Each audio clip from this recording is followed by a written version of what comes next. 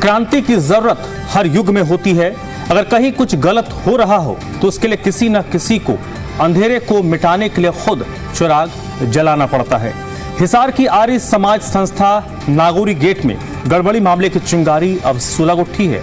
प्रशासन को दिए अल्टीमेटम का वक्त खत्म होने के बाद अब आंदोलन का आगाज हो चुका है। ऐसे लोग विरले ही होते हैं जो गलत के खिलाफ आवाज बुलंद करते हैं। भले ही रास्ते में कितने ही कांटे हो, इंसाफ के लिए इंतजार हो, लेकिन सच की लड़ाई अकेले शुरू होती है और फिर कारवां जुड़ता चला जाता है। इसी की बानगी है हिसार की आर्य समाज संस्था नागौरी गेट में गड़बड़ी मामला, जिसके खिलाफ उठी एक चिंगारी अब शोला बन गई है और आवाम की आवाज अब आग बनकर धधकने लगी है, जो हुक्मरानों की हठ धर्मिता और भ्रष्टाचारियों को कड़ा जवाब भी। प्रशासन को दिए अल्टीमेटम का वक्त खत्म होने के बाद अब आंदोलन का आगाज हो चुका है। प्रशासक नियुक्त न होने के बाद अब हिसार लघु सचिवालय के सामने धरना शुरू हो चुका है, जिसमें आम लोगों से लेकर सामाजिक संगठन, स्कूल स्टाफ के सदस्य और कई बड़े सामाजिक कार्यकर्ता इस मुहिम से जुड़कर धरने पर बैठ गए हैं। राज्यसभा के पूर्व सांसद डॉक्टर सुभाष चंद्रा भी धरना कमेटी का समर्थन करने पहुंचे और भ्रष्टाचारियों के खिलाफ धरना कमेटी की आवाज बुलंद की। राज्यसभा के पूर्व सांसद डॉक्टर सुभाष चंद्रा ने धरना कमेटी के मंच से अपने संबोधन में कहा कि इन लोगों ने करोड़ों की गड़बड़ी की है। आर्य समाज के अंदर 450 दुकानें हिसार शहर में है। हर साल 10% के लगभग दुकानों का किराएदारी बदलती है। हर दुकान का किराए की रसीद बदलने के 2-2 करोड़ रुपए। 2 करोड़ में 1 करोड़ वो दुकानदार जो खाली करके जा रहा वो लेता था और 1 करोड़ ये लोग लेते थे।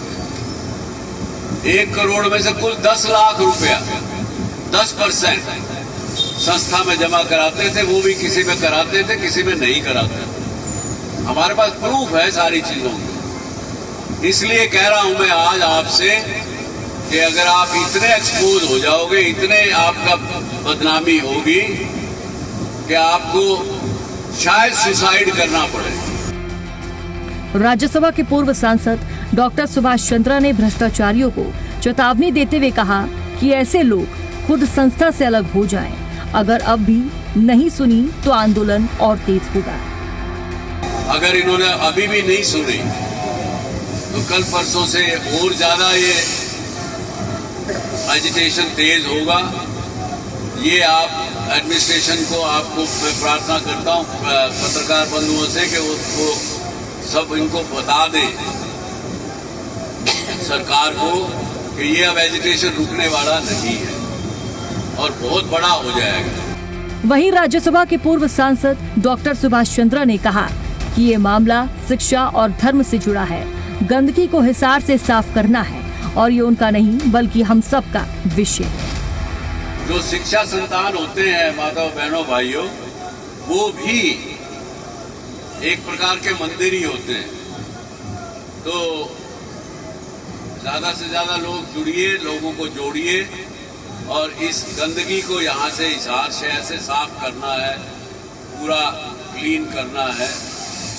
और वो अगर अपने आप जल्दी से हट जाए तो अच्छी बात है, नहीं तो जनता हटा देगी। वहीं सरपंच एसोसिएशन के पूर्व अध्यक्ष सोमेश शर्मा ने मंच से भ्रष्टाचारियों के खिलाफ आवाज बुलंद करते हुए प्रशासन को दो टूक कही। ऐसे ही तीनों स्कूल की संस्थाओं का एक ही जीएसटी नंबर ले रखा है। कितने कितने इन्होंने बड़े बड़े गड़बड़ जाले खोल रखे हैं। अगर यहाँ गिनाने लगे तो 1 महीना लग जाए। तो मेरी हरियाणा सरकार से मांग है, तुरंत प्रभाव से इस संस्था को बचाना है जिसकी नींव हमारे महापुरुषों ने रखी।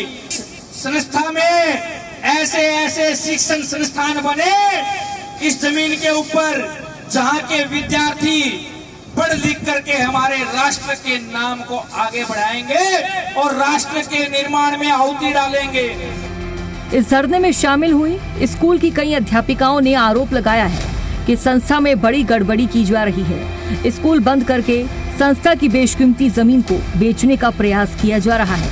इसके अलावा ये भी आरोप लगाए कि प्रशासन की मिलीभगत से इस संस्था के फर्जी दस्तावेज तैयार किए जा रहे हैं, जिससे इस संस्था, जमीन और संस्था के आने वाले किराए में आसानी से सेंध लगाई जा सके। फिलहाल लोगों ने साफ कर दिया है, जब तक इस संस्था में प्रशासक नियुक्त नहीं हो जाता तब तक धरना जारी रहेगा।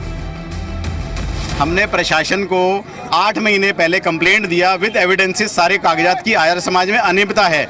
डिस्ट्रिक्ट रजिस्ट्रार को भी दिया, डिस्ट्रिक्ट रजिस्ट्रार ने डीसी को पत्र लिखा और कहा कि आर्य समाज के अंदर अनियमितता है, इसकी जांच होनी चाहिए।